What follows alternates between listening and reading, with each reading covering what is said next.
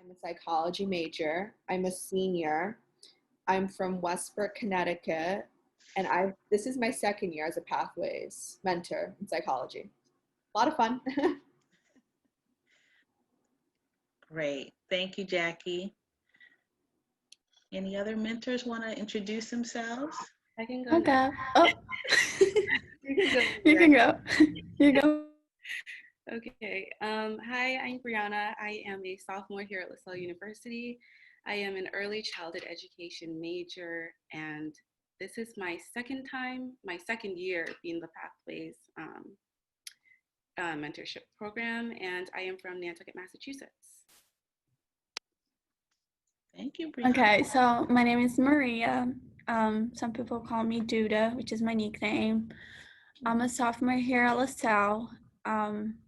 My major is secondary ed, focus on English.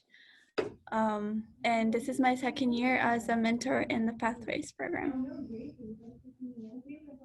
Very nice. So you can see we have two mentors from education and one from psychology. And now, those of you from Waltham, I think everybody's from Waltham.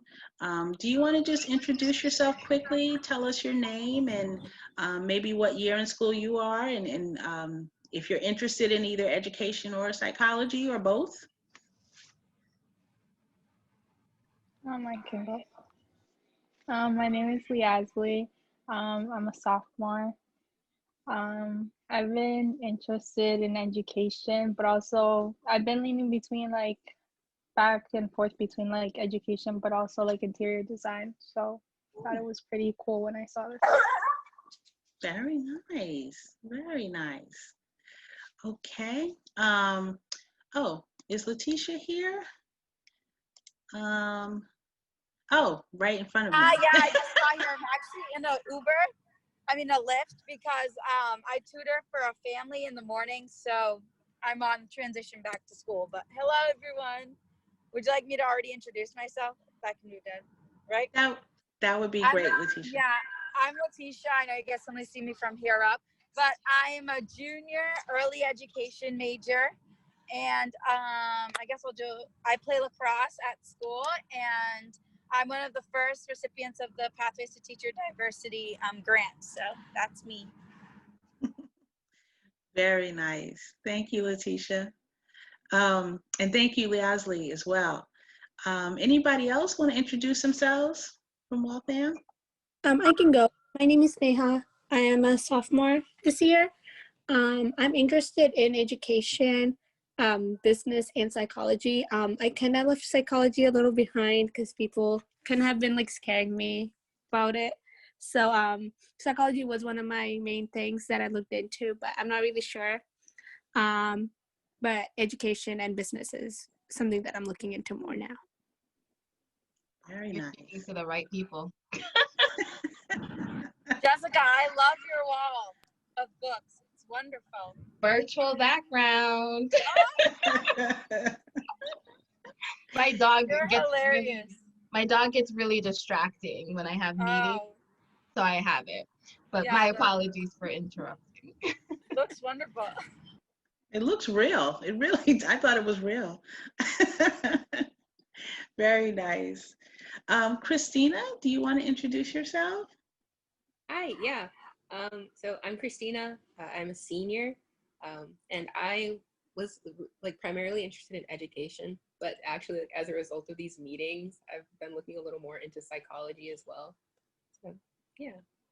Very nice. Very nice. Welcome in.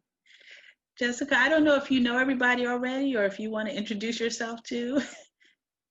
All right. Well, I know Brianna, that's how you say your name, and Letitia. Is it Leticia or Letitia? Letitia. Letitia.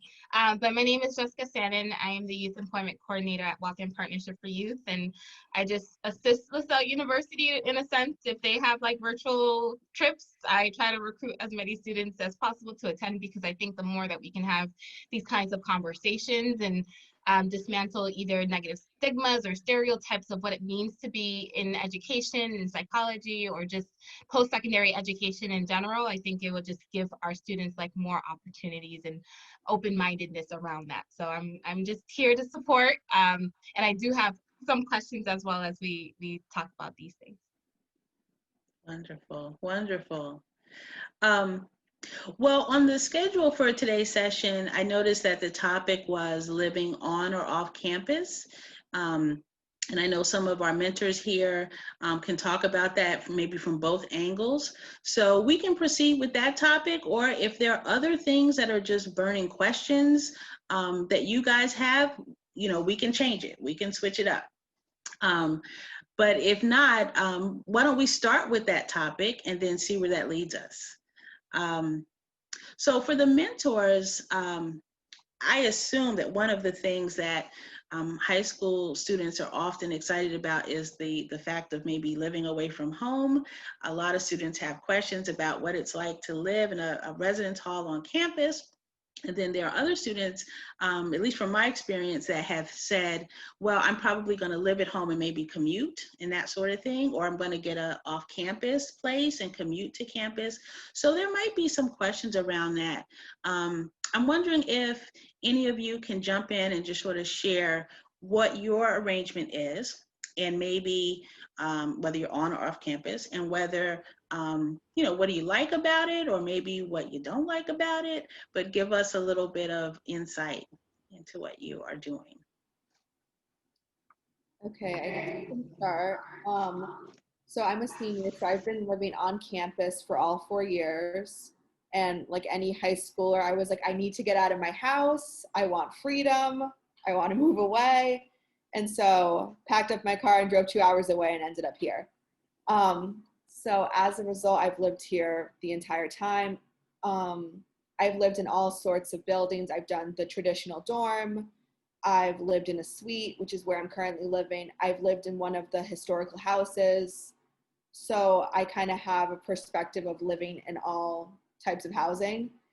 I can say that I've enjoyed my overall experience. It's nice to have your own place and, you know, design it your own way. And other than that, I mean, if you have any other questions, just feel free to ask. Oh, which one do you like more? I would say I like the suite more. I mean, the historical house was gorgeous and it was like really pretty, but as you can see, I'm looking at my common room, so I have like plenty of space. And then I have my bedroom, which is like a nice added bonus, and the bathroom. So. How is it different from a historical house?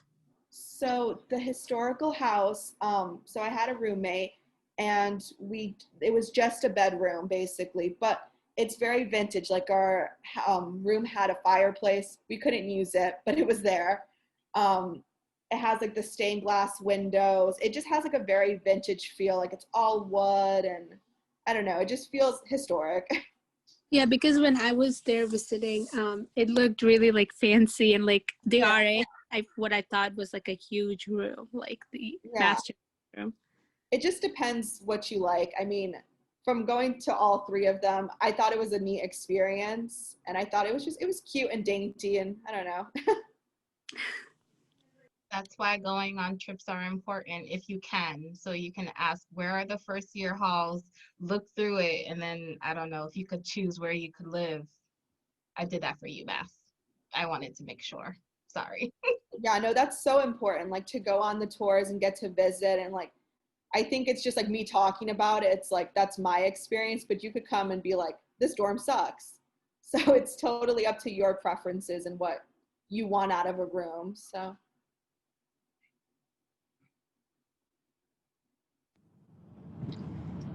I'll go next. I also live on campus, and it's my junior year, and I really wanted to prioritize the separation between my studying life and then my life back at home, just because I really wanted to be a student Monday through Friday and give myself that break on the weekends. Go home, enjoy family, enjoy food, enjoy time with them and stuff like that you don't always get over the weekend. Over the week. it's just like a de-stressor to go back home. And thankfully I can do that because I'm 40 minutes away. But for anyone, I just recommend making those weekends for you to re-energize, to get yourself ready, prepped for the week again. So that's one of the big benefits for me of living on campus, is that I get to have that mentality. When I'm here, I'm a student. I'm 100% all in. And then on the weekends, I get to de-stress and just rebuild that energy again for the next week. Another thing is time. Living on campus does save you time. They say, I agree that in high school, you have less time to do assignments than you do in college. In college, it might seem like there's more assignments, but the amount of time that you have, if you live there, is pretty wide. And you have a wide range of like other resources on campus as well. You have a library, you have a study room that you can go to, you have other professors or other mentors and tutors to help you through that as well on campus. And so like there's a wide amount of resources that you can't always get as a commuter. But with the whole time thing that I want to say is that you save time because within living there, you have a lot of other resources. So you don't have to reach out too much. It's always accessible to you. So you don't have to be spending so much time looking for resources, or even the commute of driving can sometimes be time consuming and tiring for other people. And then the third thing would be community for me. At LaSalle, community is such a big thing. You find your place no matter who you are, where you come from, and you can start fresh. That's the amazing thing about being a freshman, is you literally can start fresh and be who you want to be, embrace any new ideas, any new perspectives. And so those are my three things that I would say is 1, dedicating yourself to school, 2, time, and then 3, community.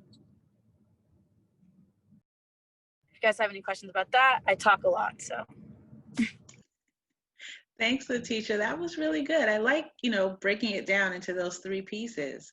And community is particularly important at LaSalle, which you'll find at a lot of smaller schools, but I think that's one of the things we do really well here. Let's see, Maria or Brianna? I can go next. So I, as Letitia was saying, I agree a lot with it about the commuting aspect. It do take a lot of your time when you're commuting, because depending on where you're living, it takes you from 1 hour to 40 minutes because it's of traffic and everything like that.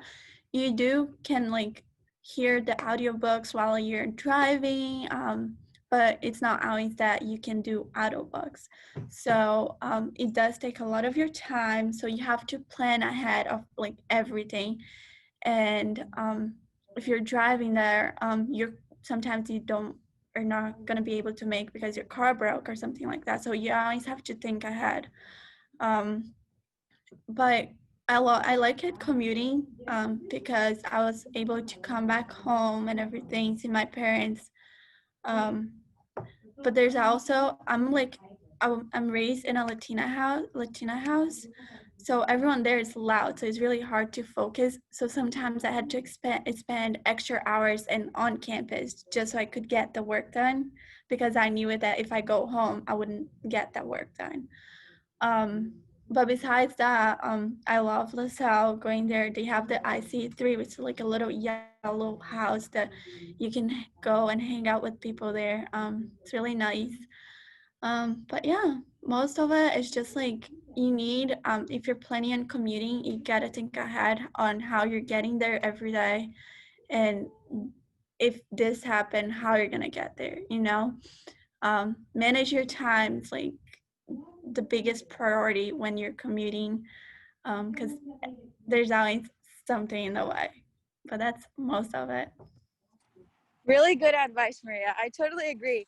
And I think that you do a really good job at it as well. And if anyone ever needed help, Maria's the girl to go to. She's doing a really good job. I also think that it's up to everyone to make their final decision of whether they want to live or commute. But you also, like she said, you have to be prepared for the outcomes that come with it. There are certain advantages to commuting and there's certain advantages to living. Leticia is right. So during my freshman year, I was commuting. Now I'm online. So I have work and school at the same time. Like right now I'm at work. So